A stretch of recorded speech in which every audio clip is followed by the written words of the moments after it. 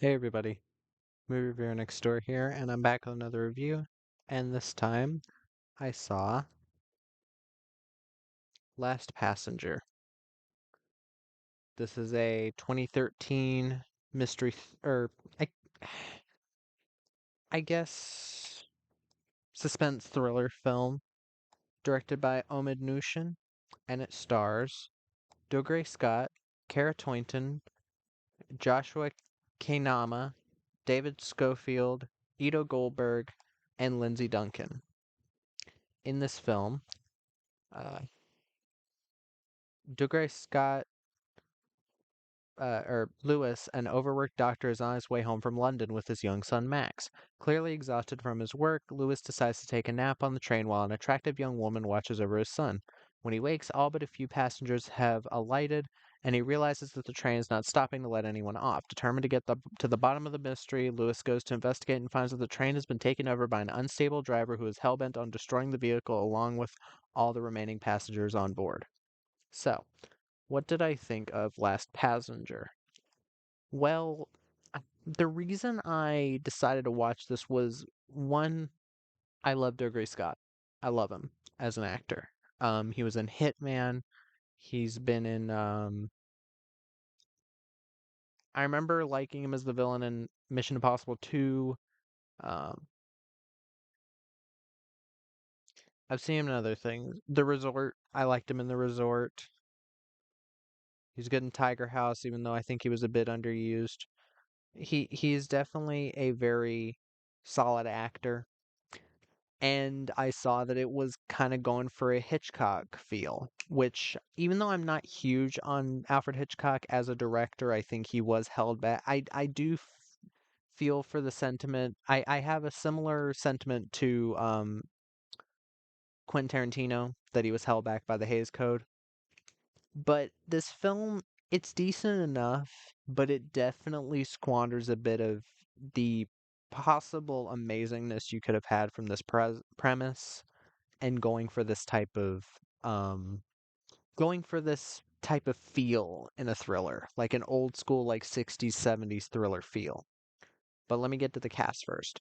Dougray Scott plays Lewis Shaler, a doctor. He's on his way to a hospital. I like him here. I think he does a good job as a lead. Um, I wish I guess that's the thing for after this, but I do wish everybody got a bit more to do. I'll explain that later. Kara Toynton plays Sarah Barwell. She's a young woman that becomes quick friends with Lewis. I've never seen her before. Apparently, she did like a few films. She did The Sweeney, um, which I haven't seen yet. But she kind of just disappeared from films after this. Maybe she chose to be a stay-at-home mom or something, or she found another thing. But most notably, she was in a live version of The Sound of Music for ITV, which is a British TV station, which she played Maria, which is interesting casting. I don't mind it. I like her here. She's very likable. She has an interesting character to play. Um, but to be honest, this is kind of more Dougree's movie, and that kind of becomes an issue later. Um, David Schofield plays Peter Carmichael. Um, he's one of the issues I kind of had with this film. I recognized him. He's a character actor that's in a lot of films. He's in the Pirates of the Caribbean films, American Werewolf in London. He's a bit over the top here, and not in a good way. His character comes out very confusing. Like at first, he seems very antagonistic for literally no reason, and we really never get a reason, and it was very confusing why they made that choice. Ito Goldberg plays Jan Klimowski. I think he's supposed to be an immigrant, I guess. Like he immigrated to Britain and then he's trying to make it in his profession. He's another issue I had with the film. For the most part, he's fine, but he really does nothing to stand out, and he has quite a few moments where his acting is pretty bland. While there's like a really bad bit of acting from him when one of the passengers is dying and he's like, "No, stay alive." And he sounds like he's trying to scream but not loud enough that his mom can hear him or something, you know what I mean? It seems like he's trying to on purpose keep himself quieter, and that does affect his performance. Lindsay Duncan plays Elaine Middleton. She's kind of a random woman on the train. Um, I'm not really giving anything away here. She doesn't do really anything. She's kind of just there to die. Um, and she really doesn't affect anything. Her acting wasn't bad, and I've definitely recognized her from other things. She was in Birdman. I do remember her from that, but she really doesn't do anything of worth to the plot. And Joshua Kanama as Max Shaler, this is Lewis's son. He's fine. Child actor, not that bad. But okay, again, the thing that this film is going for is a kind of Hitchcockian feel, which I'm into. I don't mind Hitchcock's films. I remember really liking I remember liking Rear Window. I'll have to watch it again sometime. I've never seen Dial M for Murder. I haven't seen most of his films to be perfectly honest. Psycho, Dial M for Murder, and The Birds, which I like The Birds. I think its pacing is a lot better than this. This film's pacing has a bit of an issue because not a lot of the stuff that's outside of characters arguing and there's too many scenes in this film of characters not really talking about anything. They like I get it, they're trying to make them more human-like, but in a film like this, what you want is kind of nonstop thrills after you've set up the characters in the first 35-ish minutes of the film. The first 35-ish minutes of the film are setting characters up so that you know a bit more about them, but for the most part, the only ones they set up are Dougray Scott and Cara Toynton's characters, who are pretty much our main characters here. Um, but that's the thing. Like, this film seems to want to go for again, a Hitchcock feel and also kind of Murder on the Orient Express feel, where you have this colorful cast of characters. They all have their quirks. They all have their ways that they can relate to the people watching them. Like, people can relate to them. So you feel for them when they're in danger. And I felt for Dougray Scott and Cara Toynton's characters and the kid, but the rest of the characters don't really have much to them. Um, Peter Carmichael is David Schofield's character is basically just I'm a dickhead. Um, young Klimowski, Ito Goldberg's character is very how do I say this? Typical Russian, I guess, typical Russian stereotypes. And I'm not saying the movie is racist, it's not. But he's kind of just a hothead. And Lindsay Duncan's character, Lane Middleton, is just kind of there to be an old woman for a little bit. And she's just. Let me say what I was expecting this film to be. This film needed more of an imposing threat because for pretty much all of the movie, you have the drive for the entire movie. You never see the driver. Now, I can understand how this could be creepy in that, like you could have him like stalking around the train, people not noticing whenever somebody goes away from the group, they get murdered. Um, and then it's basically we have to fight for our lives and defend ourselves and with anything we can find on the train. That could be really creepy and impressive and like actually a fun mystery thriller. Something like The Commuter. I'd say The Commuter did this a lot better with Liam Neeson, which I do enjoy that film. It has some wonky CGI near the end, as does this film.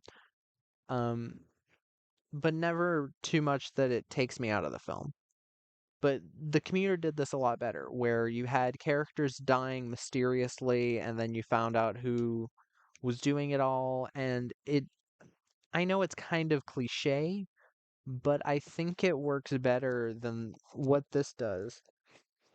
Which what this does is basically there's no imposing threat, there's no looming threat to the film other than the train is going to crash and the characters will die if the train crashes because it'll be really rough, or the train will get derailed and flip and shit and then they'll die.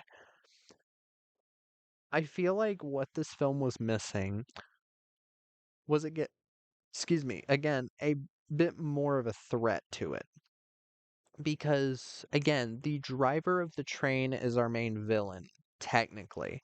But all in all, there really isn't a villain because he never comes out of there.